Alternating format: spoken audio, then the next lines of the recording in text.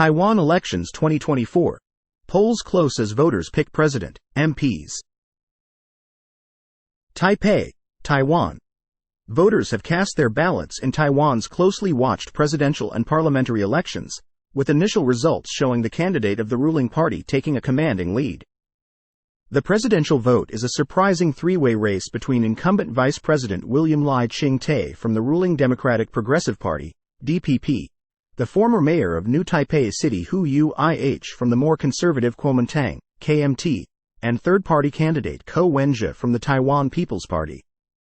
With more than half the votes counted, Lai had a comfortable lead over his two rivals, according to Taiwanese media.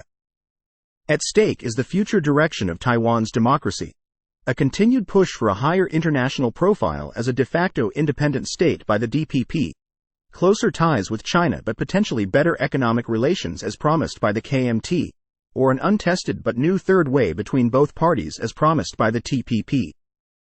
Also at stake is the makeup of Taiwan's 113-person unicameral legislature, voted in based on geographic constituency, and a second list based on a party's proportion of votes.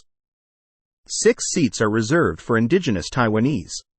In the last election, the DPP snuck through with a legislative majority, but their victory is far from certain this time thanks to competition from the KMT and TPP in many local races.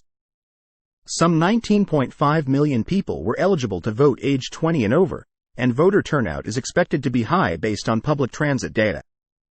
Taiwanese are required to return to the location of their household registration, typically their hometown, to vote in person, which means the lead-up to elections can be a busy time for the island-wide rail service. On Friday, Taiwan Railway Administration predicted a record 758,000 tickets in sales, higher than any previous election. It was a surprise turnaround for what has been a relatively lackluster campaign season focused on domestic issues, according to Brian Hui, a frequent commentator on Taiwanese politics and founder of New Bloom magazine. Shortly before, train ticket sales weren't doing that well and there was a sudden rebound, he said. I think it shows how quickly things can change in Taiwanese politics. Oftentimes before the election itself, it suddenly sets up a national doom feeling. People suddenly worry what will happen if X candidate gets elected or if one rally turnout appears higher than expected, Hui also said. That makes people mobilize. Hui said 2 key events may have spooked some voters this week into voting. The first was the massive turnout of 350,000 people on Friday at a rally for third-party candidate Ko, showing voters that he was a real contender despite the relative inexperience of his party. The second were remarks made this week by former president and KMT member Ma Ying-jeou that Taiwan should trust Chinese President Xi Jinping. While Ma is long retired from the presidency, he still carries weight within his party and some voters may be alarmed about his sway over KMT candidate Hu, Hui said. Many Taiwanese are distrustful of Beijing, which claims Taiwan as a province, and want their democracy to maintain its de facto independence. Beijing typically relies on a combination of carrot-and-stick strategies to try to lure voters and also scare them into voting for their preferred candidates at election time, typically anyone other than the DPP. 5:36. Voters told Al Jazeera that polls had been busy since they opened early on Saturday.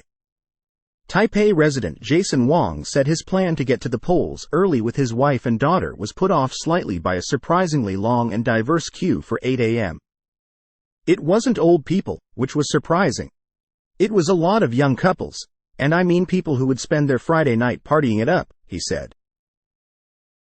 Guava Lai, a young DPP supporter in his 20s, said his social media was full of panicked posts from friends on Friday night that candidate Ko could win.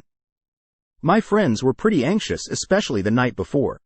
For context, most of my friends would be voting for DPP.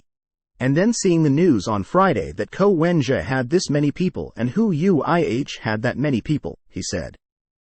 That was the vibe I saw on my social media feed, people being anxious and also trying to reassure each other.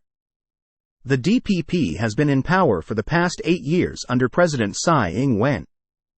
In an ordinary election, Taiwan's 2 main parties, the KMT and DPP, should be due to switch power, but Ko has upset the normal trajectory. The outspoken former mayor of Taipei has been popular with younger voters who say they want something new from the old two-party system.